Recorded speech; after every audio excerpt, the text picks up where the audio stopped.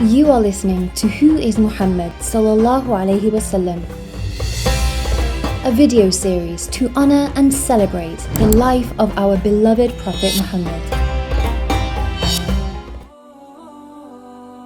Bismillahir Rahmanir Rahim.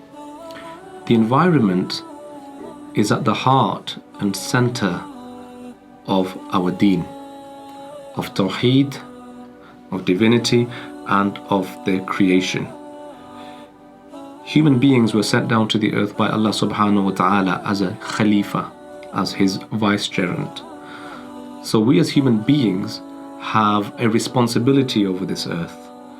We do not have dominion over it like in some civilizations where they feel that they have complete power and domination over the earth, but in fact we are stewards, and our responsibility is to look after the earth as guardians.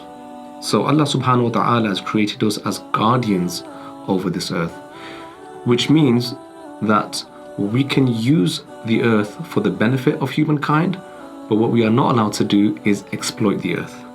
That's why Islam is a religion of looking after and taking care of the environment, because human beings are part of the creation just like the rest of the creation.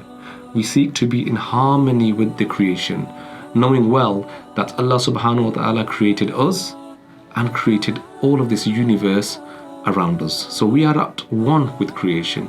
We are the creation just as the rest of Allah subhanahu wa ta'ala's creation is part of his creative process. In fact, the Holy Qur'an says, لَخَلَقُ السَّمَاوَاتِ وَالْأَرْضِ أَكْبَرُ مِنْ خَلْقِ النَّاسِ. The creation of the entire universe, of the samawat and the earth, is greater than the creation of human beings. We are just a microcosm within the larger universe. And this is a lesson for those that might feel about the arrogance of being human beings within this wider universe. Allah subhanahu wa ta'ala tells us that we are in fact smaller than the samawat and the ard. So Islam is a religion in which it sees an individual as part of something greater, part of the greater creation. And the Prophet ﷺ in his teachings had been the best example of a person that sees this responsibility set by Allah subhanahu wa ta'ala. And you can see that throughout his life, in his care for the environment, in his care for animals, in his care for conservation. In fact, Mecca and Medina, the two holiest cities in Islam, were declared sanctuaries, were declared as a haram. And in fact, in today's language, we might want to say that the Prophet ﷺ created Mecca and Medina as two, or designated Mecca and Medina as conservation cities. Because within those cities, you are not allowed, as the hadith says, the Prophet ﷺ said, do not cut down the trees even, except if they are required to graze the animals. So the trees in Mecca and Medina, in these two holy sanctuaries, it is prohibited to cut them down unless one has grew those trees themselves in order to use it to graze those animals. So the Prophet ﷺ created Mecca and Medina as two holy sanctuaries in which it was prohibited to cut down the trees. So these were like conservation cities in which we had a great duty, Muslims had a great duty to preserve and conserve the environment. In fact, when we are on Umrah or on Hajj, in our Ihram, we are as Muslims with our greatest sense of being environmentalists.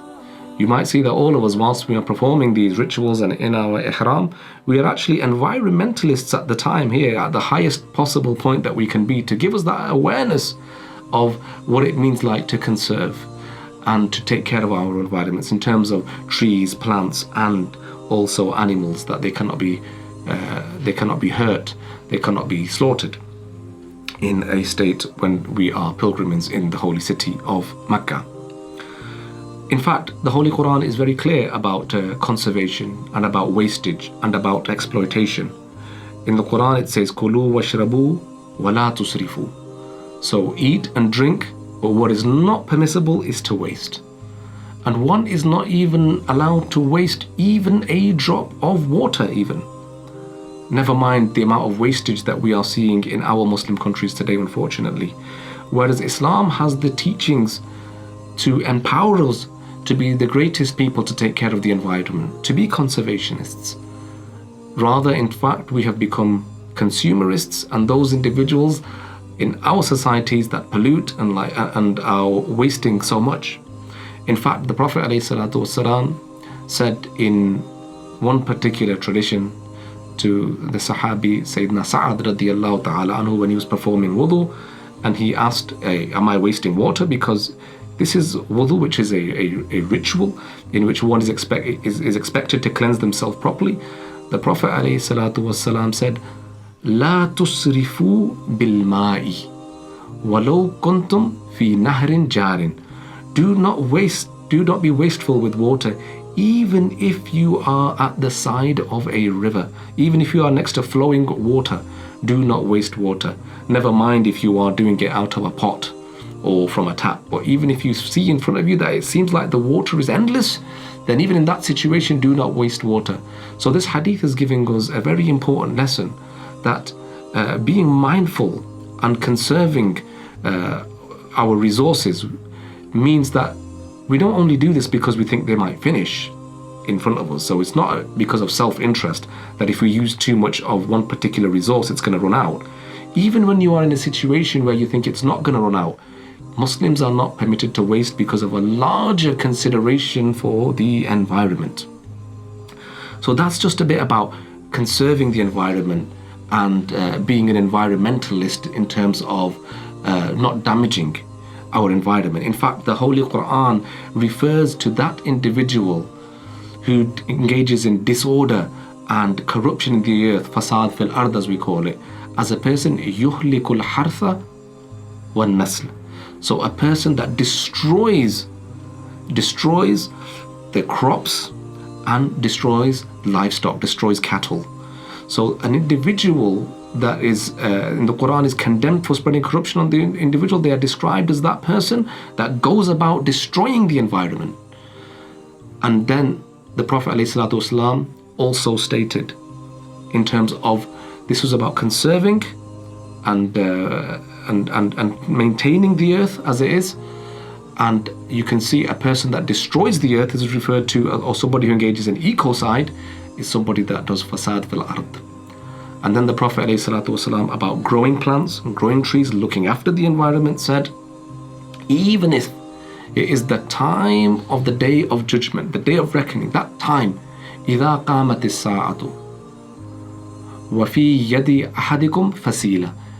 If it is the time of the final judgment, the sky is about to fall on you basically, and you just have a shoot, any one of you has a shoot in their hand, then what should you do? You should plant it. You should plant it. Even if it is the day of Qiyamah is approaching and you have a shoot, then you should plant it. This is what our deen teaches us about the environment. May Allah subhanahu wa ta'ala give us the tawfiq to act upon the teachings of Rasulullah alayhi salatu wasalam in accordance to the teachings of the Qur'an. You are listening to Who is Muhammad sallallahu alayhi wasallam, a video series to honor and celebrate the life of our beloved Prophet Muhammad.